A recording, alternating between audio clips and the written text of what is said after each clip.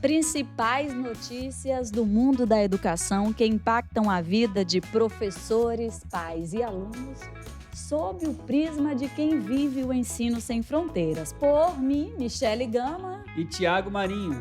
Toda segunda, sempre um novo episódio aqui no Spotify, nas demais plataformas de streaming, assim também como no nosso canal do YouTube do Professor Sem Fronteiras. Minha amiga Michele, já estamos aí no nono episódio. Daqui a pouco a gente vai bater a marca de 10 10 episódios do nosso News.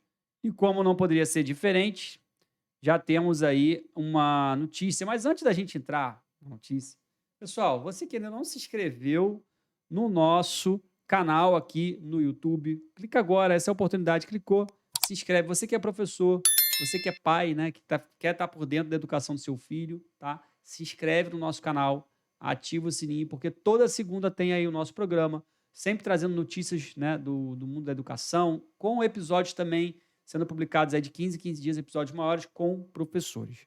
Mas, Michele, diz pra gente aí que notícia é essa. E, como sempre, ela é Então, baiana, não gosta de pimenta, mas a notícia é apimentada, essa notícia aí. então, né, montei a pauta e a gente tem essa preocupação de atualizar você que assiste, que ouve, mas é importante falar sobre o que o mundo está entendendo sobre educação, como é que está a rotina e a vida dos professores nesse momento tão delicado que a gente está vivendo do ponto de vista político, financeiro, educacional. Então, nós temos aqui uma notícia que ela é de nível mundial, tá? Que diz o seguinte: professor de biologia é demitido por dizer que cromossomos definem sexo. E aí, Tiago? Fala pra gente sobre essa notícia. Vamos lá. Bom, primeira coisa importante é dizer que isso não foi no Brasil, né? Isso aconteceu lá nos Estados Unidos, no estado do Texas. Foi uma universidade, não foi Numa nas séries escola. iniciais, numa escola normal, escola de educação básica.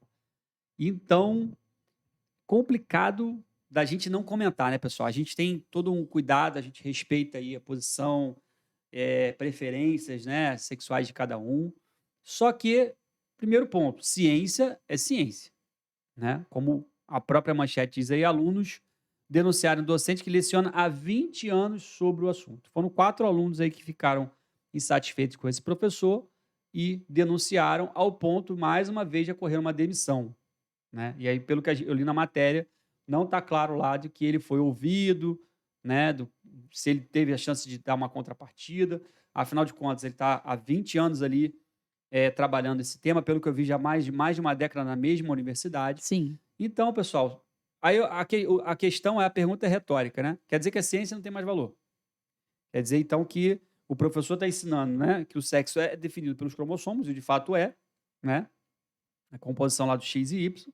Então, a ciência agora deixou de existir. O professor não pode mais ensinar aquilo que ele se dedicou a aprender, né, e faz, da competência dele, ele tem que ensinar o certo, ele não pode se adequar agora, não, vamos mudar a ciência, porque se resolveu colocar o politicamente correto como, né, o certo do ensino. Então, primeiro ponto é a gente questionar aí, né? E evidentemente eu estou fazendo essa provocação, porque não é só lá nos Estados Unidos, como aqui no Brasil também, a gente Exato. vive um processo que está sendo tolhida nossa liberdade de expressão. Aqui mesmo a gente já não pode falar livremente no YouTube e demais plataformas sobre algumas pessoas, né, sobre algumas instituições que definem as nossas leis, que ditam as regras atualmente, porque a gente é literalmente tolhido e censurado. Então, até que ponto isso já chegou na educação, né? Não é o primeiro exemplo que a gente traz aqui, outros casos que a gente já contou aí, né, ao longo desses quase 10 episódios, e esse professor vivenciou lá nos Estados Unidos. Então, eu queria aproveitar você, professor, que está aí nos ouvindo, qual é a sua opinião sobre esse assunto? Você já vivenciou alguma experiência hoje, aí na sua sala de aula, em que você foi tolhido, seja pelos alunos, seja pelos pais, talvez pela própria escola, né, Michele? Chegou lá e falou: ah, não, esse assunto aí Sim. não pode ensinar mais desse jeito. Agora, azul não é mais azul. Azul é cor de rosa e é assim que você vai ensinar, né? Isso faz a gente se provocar também de pensar que você, professor, uma hora ou outra, caso você queira ou não queira, você vai ter que escolher ter mais liberdade. Assim como está sendo tirada a sua liberdade de expressão, também foi retirada desse professor a liberdade de pedagógica. Sim. Ele não pode mais ensinar aquilo que é verdadeiro. Intelectual, né? Então, é um ponto que a gente sempre bate com vocês aqui. Comece a pensar em construir um negócio na educação em paralelo à sua fonte de renda hoje, que seja as escolas que você ensina, porque pode chegar um momento em que a gente fica aí como Refém. o CHINA, esse país aí, né? Que a gente não tem liberdade nenhuma. Você pode me entender que eu não posso falar o nome do país aqui, senão vai dar problema. CHINA, o pessoal, né, do olhinho assim, puxado, e lá o professor não ensina o que ele quer. Né? Lá você não tem liberdade nenhuma. Então, eu espero que isso não aconteça aqui no nosso querido Brasil. Enfim, a gente está vendo essa notícia aí preocupante e a gente faz parte do nosso news trazer a verdade. Né? Aqui, pelo menos enquanto tivermos, não nos tomarão a nossa voz. Com por certeza. mais que essa voz seja polêmica. Tá? Bom, dizem aí os estudantes, para complementar, que o professor ultrapassou os limites da liberdade acadêmica com suas opiniões pessoais ofensivas às minorias. Então, pessoal, a gente vê um movimento, nada contra as minorias, mas o problema está quando as minorias querem impor a sua vontade. Então, você tem que aceitar a goela abaixo o que eles pensam, como eles colocaram aqui. O professor ultrapassou os limites da liberdade acadêmica. Né? Então, até onde a sua liberdade pedagógica acadêmica está valendo? Estão te colocando numa caixinha e você não está percebendo, né? Porque esse movimento, com certeza, já existe aqui. Sim, Né? sim. Hoje sim. tem que se tomar vários cuidados sobre alguns temas que você não pode colocar. Então, essa notícia é um alerta, né, Michele, que o pessoal tem que ficar esperto. E é muito do brasileiro esperar bater na sua porta, né? Você vai esperar o ladrão invadir a sua casa para você reforçar lá a fechadura, para você botar a grade. Um E o ladrão alarme. já está, ó, batendo aqui no nosso país, né? Entenda quem quiser a palavra ladrão aí, não estou citando o nome de ninguém. Então, vamos ficar atentos quanto a isso, né? E queremos te ouvir.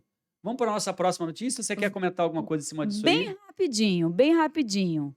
Primeiro, por que a gente trouxe essa notícia? Vamos lá. A gente está cumprindo aqui um papel social de levar a informação através de um podcast para professores. Pelas nossas pesquisas, nós temos hoje poucos conteúdos nesse formato para professores que falem sobre a rotina do professor. Então, esse é um papel social que a gente está cumprindo. Segundo, a gente está alertando a comunidade de professores do Brasil, independentemente de vertente religiosa, sobre uma situação que vai crescer. Então, você precisa, de fato, hoje, entender qual é a regra, qual é a música daquela escola ou daquela universidade, para você dançar conforme aquela música. Então, esse é o segundo ponto, um alerta a você que dá sua aula, que prepara a sua aula com muita dedicação, mas alguns alunos podem estar se sentindo aí ofendidos. E você não tem o objetivo de ofender. Você está levando algo que está nos livros há muitos anos. Terceiro e último ponto.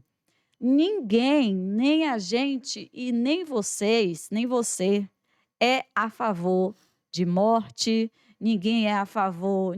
A gente nem pode ouvir falar em morte, porque a gente não gosta, não é uma coisa que a gente gosta. Outra coisa, essa notícia, para nós, não tem nada a ver com orientação sexual. A gente trouxe por conta do trato que foi oferecido ao professor, e aí a gente não teve... O site não fala as duas partes, né?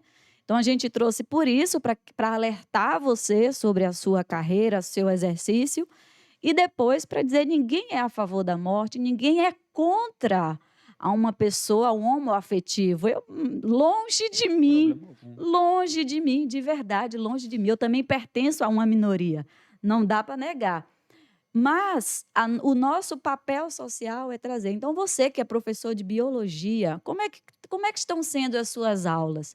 Principalmente quando você vai falar do sistema reprodutor masculino, feminino, quando você vai falar do órgão genital, enfim.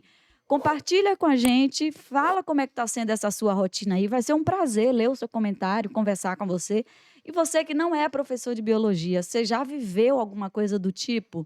Você já se sentiu desgostoso ou desgostosa por ter sido tolhido ou tolhida no seu espaço de trabalho? Conta pra gente aí. Eu falei que era rápido, me alonguei um pouquinho, mas agora a gente vai para a segunda notícia. Vamos lá, minha amiga. Segunda Oi. notícia também, ela tem um cunho aí polêmico, forte, né? Mas tenho certeza que a gente vai extrair coisas boas. E a chamada é a seguinte: massacre na escola. HBO Max anuncia documentário sobre o caso de Realengo para julho agora desse ano corrente que a gente está gravando, 2023. O que você tem para comentar sobre essa matéria? Esse será um documentário sobre o massacre na Escola Municipal Tasso de Silveira. Esse será dividido em 4 episódios e eu fiquei refletindo, entendendo como é que de fato uma reprodução, uma arte do audiovisual, ela terá um impacto na sociedade. De fato, eu fiquei pensando nisso. Então, eu dei o benefício da dúvida, porque o primeiro pensamento que surge na nossa cabeça, por exemplo, quando acontece uma tragédia, quando alguém da família morre, quando aconteceu um acidente, a primeira reação do nosso cérebro é: não quero viver isso novamente. Porque isso gasta energia, esse é o cérebro falando. Isso vai gastar minha energia, eu vou sofrer de novo, então eu vou para a fuga, atacar ou fugir, vou fugir. Então, toda vez que for para a gente relembrar alguma coisa ruim, a gente quer retrair. Eu fiquei pensando, mas por que então que tantos documentários, né, recebem aí várias pessoas nas salas de cinema? Então, isso tem um propósito. Claro que o primeiro propósito tem aí, me parece, um propósito comercial. Tem uma vertente que eu acho que se chama true crime, não sei o inglês aí, mas é uma vertente tanto de livros quanto do audiovisual. É um gênero literário novo, inclusive, porque na época que eu dava aula de 9º ano não tinha esse gênero. Tinha conto dramático, conto de tragédia, e esse documentário ele entra Essa nessa classificação, né? classificação. Então, entendi que é importante, e aí me esforcei de fato para trazer pelo menos 4 reflexões, né? E que vão te ajudar a assistir outros documentários e talvez olhar para uma tragédia com outros olhos. O primeiro, né? Por que reviver essas cenas? Porque a arte do cinema ela resgata tantos fatos trágicos. Por que isso, né? E aí eu fiquei pensando novamente no papel social do audiovisual, que é quando a situação acontece, Tiago, você sempre tem a visão de quem escreveu, a visão do jornalista, do repórter. Não tem assim, você não pode estar no lugar, você cria a sua opinião de acordo com o noticiário. E se o noticiário não for extremamente imparcial, poxa, você vai criar uma ideia em cima de algo que nem existiu. Olha a bola de neve. Um viés. É Vai a seguir o ideia. viés da história que está sendo narrada daquela forma, né? E a brincadeira do telefone sem fio se aplica. Então eu falei, poxa, tá aqui a importância de você trazer um documentário. Porque se o documentário for bom mesmo, ele vai investigar, ele vai trazer nomes, vai trazer situações que a gente nem imaginava. O documentário, às vezes, traz situações que a gente começa a entender a cabeça do criminoso. A gente nunca vai concordar com ele, mas a gente começa a entender. "Ih, na infância teve isso, na adolescência teve isso, teve isso. E de fato, esse cara aí, ele ia fazer uma desgraça mesmo." Então, essa foi a primeira reflexão. A segunda, esse momento de violência nas escolas é um momento típico para surgir um documentário desse. Por quê? Porque através do audiovisual, e se ele for bem propagado, as autoridades elas vão ter acesso a informações que elas não tiveram, porque o assessor não falou, porque fulano falou. A pessoa que está no topo, ela nunca vai ter a visão de quem está aqui embaixo, ela vê o todo, ela não vê a parte, né? Então, Exato. se esse documentário ele tiver uma mega repercussão, é o momento das autoridades começarem a olhar para trás e resolver o agora, que a gente ainda está vivendo esse momento de violência nas escolas, contra alunos, contra funcionários, inclusive professores, que a gente noticiou o caso de racismo numa escola aqui no Rio de Janeiro. A gente trouxe esse Isso, comentário isso. aqui. E Tem um ponto que lá nas aulas de literatura, eu lembro na faculdade, que a gente sempre fala: "Professor, por que que o livro, por que que o filme, ele nunca traz o que de fato está no livro? Ele não foi justo, não vou assistir, não vou comprar". E novamente eu me dei o benefício da dúvida, porque primeira opinião é a que vem do nosso instinto. E aí eu falei: "Cara, são artes diferentes". É claro que ela não pode ali reproduzir ou mostrar coisas que não aconteceram, criar uma coisa, mas ela pode dar ênfase a algo que no noticiário apareceu como uma formiguinha. Ela pode, dar luz, por exemplo, ao dia a dia do assassino. Então ela pode trazer a trajetória do assassino, e olhe como isso é importante, porque você vai começar a ter serviços de atendimento psicológico, psiquiátrico, atendimento educacional às crianças que tiveram uma rotina, uma jornada parecida com aquele assassino. Então, a arte cinematográfica, ela tem isso, cara. A Com literatura, a certeza. escrita também, mas a cinematográfica, ela pega, ela vai e ela diz: "Não, se ele foi o causador, vou investigar a vida dele e vou mostrar, e vou mostrar". É claro que, assim, a perda, ela vai ser irreparável, as crianças, os adu vai ser irreparável, entende? Mas o audiovisual, ele vai cumprir também o papel dele. Vou dizer: "Ó, já que foi essa arte que eu escolhi, vou servir de algum jeito", e a gente espera aí que seja, são 4 episódios iniciais. Eu já fiquei curiosa, principalmente por toda essa pesquisa que eu fiz. Já quero saber aí quais cenas eles vão trazer. Vamos ver se eu dei algum spoiler aqui sobre a vida do assassino ou se eu fui totalmente para uma outra linha. Eu fiz uma rápida comparação, porque eu falei da literatura, né. Todo mundo aqui deve conhecer aquela obra O Cortiço.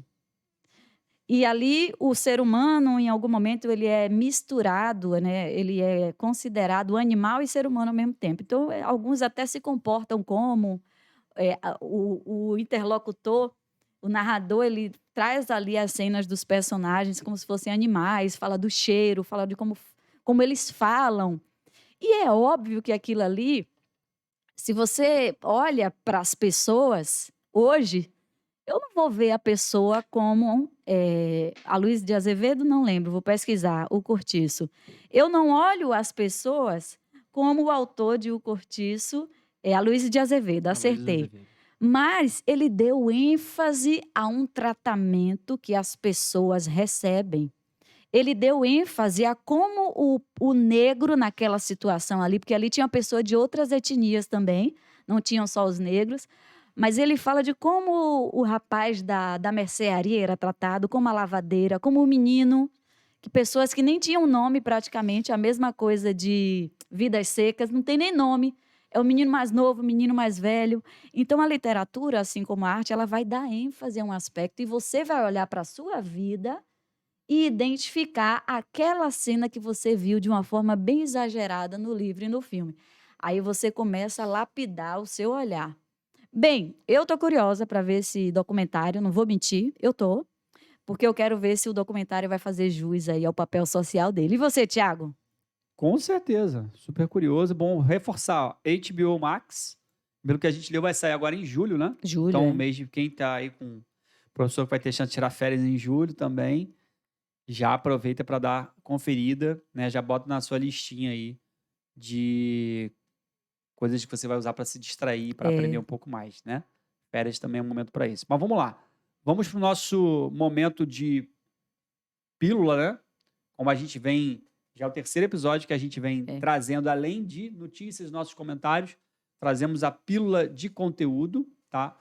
E nesse episódio a gente vai falar como se destacar na multidão do digital. A gente sabe que você, professor, especialmente no pós-pandemia, você já enxergou que não tem como ficar fora do digital, né? Fora das redes sociais. Provavelmente você tem pelo menos uma conta no Instagram. Muitos aqui que nos assistem têm YouTube, tem Instagram, tem TikTok, tem Facebook e todos os demais Nossa. algoritmos que foram criados. E a gente queria te dar uma dica em especial, né? Como é que você vai se destacar nessa multidões de arrobas? Arroba para lá, arroba para cá. Primeira dica que a gente vai trabalhar na pílula de hoje é o posicionamento, né? Uma forma de você se destacar, se diferenciar, é ter um posicionamento claro. A gente vê muitos perfis, né, de professores que estão falando tentando falar e falando se comunicando ruim porque estão falando para todos. E quando a gente fala para todos, a gente não consegue ter um posicionamento claro, não consegue ter retenção de público. Então, eu vou trazer aqui uma primeira dica em cima desse tema, desse assunto, posicionamento, que é o nicho. Então, você, por exemplo, professor de matemática. Tiago, como é que eu posso, como professor de matemática, me posicionar de forma clara? Você pode escolher um nicho, por exemplo, de concurso público, que é um nicho excelente, por sinal, para ser trabalhado. É. Vou trabalhar só com concurso público, por exemplo, da Marinha, concursos militares. A gente sabe que tem muita demanda para essa área. Então, escolha um nicho. Dentro desse nicho, você ainda pode escolher o público, né? Por exemplo, na verdade, a gente está falando de nicho e subnicho, né? Nicho, subnicho. Nicho, concursos públicos, subnichos, militares. Mas para não complicar para você, nicho, tudo é nicho, tá? Então, escolha um nicho que você queira trabalhar. Tem forma de você escolher esse nicho também. Por exemplo, escolher um nicho que seja lucrativo, que tenha demanda, que você possa falar diretamente com quem é o pagador. E dentro desse nicho você vai trabalhar o público. Quem é o seu público? Meu público é, por exemplo, o jovem que está se preparando para seguir carreira militar, mas não, né, de repente já serviu, mas quer entrar já numa força, né, militar, como sargento, como tenente, ele tem essa opção. Então, eu vou falar para esse público. E aí, toda a sua comunicação, todo o seu posicionamento, a forma que você vai escrever, né, até a forma com que você vai Se se vestir. vestir, que a Michelle já vai falar sobre isso, sobre imagem, tudo isso vai, né, tá trabalhando de acordo com essas duas escolhas simples, nicho e público. Então, sai dessa ideia de ser generalista, tá? A tendência do generalista é ele ficar apagado no online, tá? Onde está o grande segredo hoje de se destacar é você procurar um nicho. Você pode até depois querer trabalhar um nicho, mais outro nicho, mas vai com calma, vai com um nicho só. Dentro desse nicho, vê os públicos que você pode trabalhar e cai para dentro. Agora, a Michelle vai trazer mais algumas dicas em cima desse nosso tema. Depois que você escolhe o seu nicho, depois que você entende ali qual é o meio em que você é mais você, porque a escolha do nicho tem isso, né, Tiago? Onde é que eu sou mais eu? Depois que você escolhe, você vai ter todas as ferramentas para atrair aquelas pessoas ali do nicho que você escolheu. Quais ferramentas são essas? Então você vai ver, poxa, a minha imagem. Quando eu falo imagem, eu não estou falando de roupas de marca, nem de estar com maquiagem, nem de chapéu, nem de carro de luxo. Não, a imagem como um todo. O que é que constitui a sua imagem? Sua linguagem verbal e não verbal. Resume desse jeito: sua imagem é a junção da linguagem verbal e não verbal. Será que, enquanto você está dando uma aula, enquanto você está gravando um conteúdo para o digital, você está com uma linguagem muito técnica que só colegas da sua profissão vão entender? Será que você está trazendo exemplos do dia a dia? Por exemplo, vamos lá. Eu escolho o nicho de redação para copywriters. E eu sei que hoje tem muitas mulheres mesmo, que depois da pandemia elas decidiram trabalhar dentro de casa. E procurando uma segunda renda, você pega uma outra que adorava escrever, fez um curso de copywriter, começou a pegar uns trabalhos, está ganhando melhor do que ganhava. O que é o copywriter? É a escrita persuasiva. Então, eu escolhi o nicho de copywriter e escolhi ali o subnicho de mulheres. Eu quero ensinar redação persuasiva para mulheres. Um exemplo, tá? Por sinal, é uma ideia para você, professor que formado na área de letras Muito aí. boa. Muito Ideia boa. muito boa. Só que eu estou com a linguagem de professor que está dando aula para redação do Enem. Vocês estão entendendo qual é o Não vai risco de conectar, né? você... Vai ter Esse é o conexão. risco. E se não tem conexão, você começa a perder seguidor, você começa a não representar nada. Então, a linguagem, ela inclui isso também. Eu quero dar aula de redação para advogados. Mas eu estou de blusinha, estou sempre de top, de shortinho. Você pode usar. Aliás, você deve usar.